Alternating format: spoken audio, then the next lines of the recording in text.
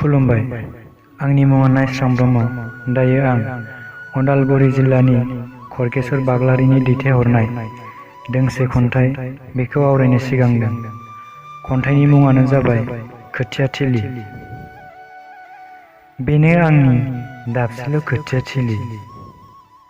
गोदो आं फोदोंमोन माइसालि, फुलफाख्रि, जोसा, माइब्रा, बावा, हाबि जाबि बे खोथिया थिलियाव।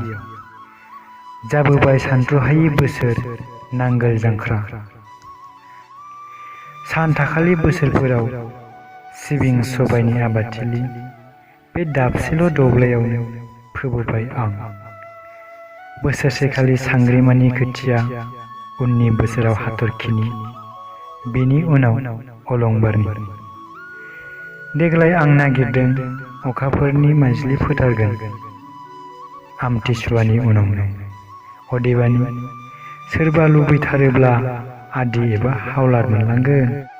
मावथि हालुवाफोर मानि माथ्र' जानांगौ बोल' खोमसि मुलुगा सोरां।